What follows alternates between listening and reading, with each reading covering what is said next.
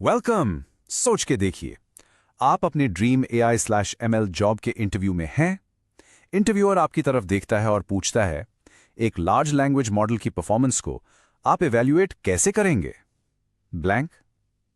Don't worry, इस explainer के and तक आपके पास एक सॉलिड, स्ट्रक्चर्ड और इंप्रेसिव आंसर होगा।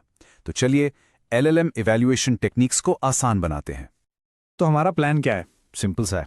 सबसे पहले हम आखिर ये समझेंगे कि ये LLM इवैल्यूएशन चीज है क्या।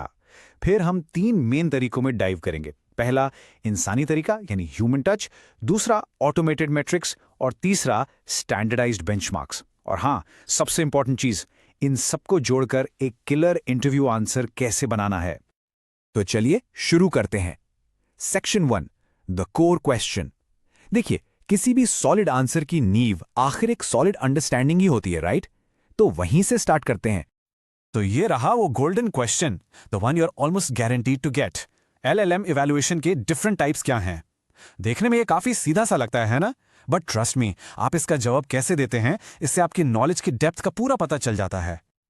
ओके, सो इसका जवाब शुरू करने का बेस्ट तरीका हमेशा एक क्रिस्प डेफिनेशन से होता है। सिंपल रखो, LLM इवैल्यूएशन टेक्निक्स ये बस वो तरीके हैं जिससे हम चेक करते हैं कि एक लार्ज लैंग्वेज मॉडल कितना अच्छा परफॉर्म कर रहा है, कितना एक्यूरेट है, उसकी रीजनिंग कैसी है, और हाँ, सबसे इंपॉर्टेंट, कितना सेफ है।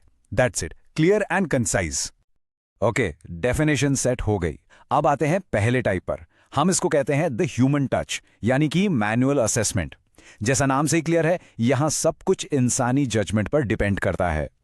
तो ये काम कैसे करता है? सिंपल, एक्सपर्ट्स या क्राउड वर्कर्स यानी लोग मॉडल के दिए गए जवाब को मैनुअली चेक करते हैं, और वो सिर्फ सही है या गलत है नहीं देखते। नहीं, वो देखते हैं कि जवाब कितना रेलेवेंट था, कितना नेचुरल साउंडिंग या फ्लुएंट था, और ऑफ कोर्स सेफ था या नहीं। ये तरीका ऐसी जगह बेस्ट काम करता है जहां कोई एक परफेक्ट आंसर है ही नहीं। सोचो, एक क्रिएटिव स्टोरी लिखना या एक अच्छी समरी बनाना, इन चीजों को मशीन कैसे जज करेगी, राइट? लेकिन आसान नहीं है। हर चीज के प्रोज एंड कॉन्स होते हैं, राइट? इसका सबसे बड़ा प्रो ये है कि ये इंसानी न्यूआंस को पकड़ सकता है। मतलब एक कंप्यूटर को कैसे पता चलेगा कि कोई जोक फनी है या नहीं, या कोई बात सार्केज्म में कही गई है? ये सिर्फ इंसान ही अच्छे से समझ सकता है। लेकिन इसके कॉन्स भी काफी सीरियस हैं। ये बहुत बहुत ही स्लो है, कॉस्टली है, और सबसे बड़ी प्रॉब्लम, ये सब्जेक्टिव है। मतलब जो चीज एक इंसान को अच्छी लगे, जरूरी नहीं दूसरे को भी लगे। See the problem? तो सवाल ये उठता है कि अगर ह्यूमन इवैल्यूएशन इतना स्लो और महंगा है, तो फिर हम लाखों आउटपुट्स को टेस्ट कैसे करेंगे? It's not scalable, right? और यहीं पे पिक्चर में आते हैं ऑटोमेटेड मैट्रिक्स। ये हैं हमारा solution for speed and consistency.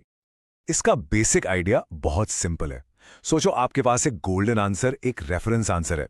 ये मैट्रिक्स क्या करते हैं, बस मॉडल के आउटपुट को उस गोल्डन आंसर से कंपेयर करते हैं और एक स्कोर दे देते हैं। सिंपल। इससे ह्यूमन बायस का कोई चांस ही नहीं रहता।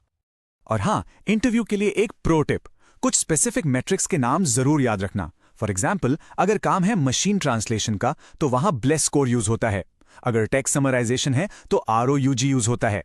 ये याद रखना, ये शो करता है कि आपको पता है कि हर काम के लिए एक स्पेसिफिक टूल होता है। ऐसा नहीं कि एक ही चीज हर जगह काम आ जाएगी। ऑफ कोर्स, लिस्ट यहीं खत्म नहीं होती। और भी इंपॉर्टेंट मैट्रिक्स हैं, जैसे क्लासिफिकेशन टास्क्स के लिए हम सब जानते हैं एक्यूरेसी और F1 स्कोर। फिर आती है एम्बेडिंग बेस्ड सिमिलैरिटी। ये थोड़ा एडवांस्ड है। ये बेसिकली चेक करता है कि दो सेंटेंसेस का मतलब कितना सेम है, भले ही वर्ड्स अलग अलग हों। और आज के टाइम में सबसे क्रूशल, सेफ्टी और बायस को चेक करने वाले मैट्रिक्स, जो देखते हैं कि मॉडल कहीं टॉक्सिक या हार्मफुल कंटेंट तो जनरेट नहीं कर रहा। ऑलराइट, अब चलते हैं हमारे तीसरे और आखिरी अप्रोच पर, स्टैंडर्डाइज्ड बेंचमार्क्स। इसको समझने का सबसे आसान तरीका, इन्हें LLMs के लिए SATs या CAT एग्जाम्स की तरह सोचो। तो ये होते क्या है?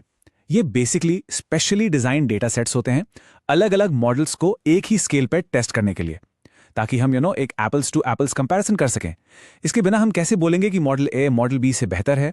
बेंचमार्क्स ये पॉसिबल करते हैं। और यहां भी इंटरव्यू के लिए कुछ नाम याद रखना बहुत जरूरी है। आप मेंशन कर सकते हैं MMLU, जो मॉडल की मल्टीटास्क अंडरस्टैंडिंग टेस्ट करता है, या स्क्वाड, जो क्वेश्चन आंसरिंग के लिए फेमस है, या फिर ट्रुथफुल QA, जो चेक करता है कि मॉडल कितना सच बोल रहा है। 2-3 नाम भी बोलेंगे ना तो बहुत अच्छा इंप्रेशन पड़ेगा। ओके, सो अब हम आ गए हैं सबसे इंपॉर्टेंट पार्ट पर। हमने सारी थ्योरी समझ ली, लेकिन इस सब को एक इंटरव्यू आंसर में पिरोएं कैसे? तो ये लीजिए आपके लिए एक स्टेप बाय स्टेप ब्लूप्रिंट। आपको बस ये 4 सिंपल स्टेप्स फॉलो करने हैं। स्टेप 1, एकदम क्लियर डेफिनेशन से शुरू करो। स्टेप 2, फिर तीनों कोर टाइप्स के नाम बताओ, human, automatic and benchmarks. Step 3, her type का एक सॉलिड एग्जाम्पल दो, जैसे ऑटोमेटिक के लिए ब्लू या बेंचमार्क के लिए MMLU।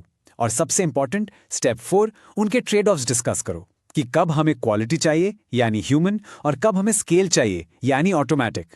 बिलीव मी, इस स्ट्रक्चर को फॉलो करोगे तो इंटरव्यू को समझ आ जाएगा कि आपको कॉन्सेप्ट अच्छे से पता है। और आखिर में अपने आंसर को एक पावरफुल समरी के साथ एंड करो।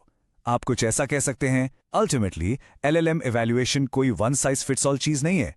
हम कौन सा मेथड यूज करेंगे ये हमेशा टास्क पर डिपेंड करता है और इस बात पर कि हमें कितनी गहराई में जाना है।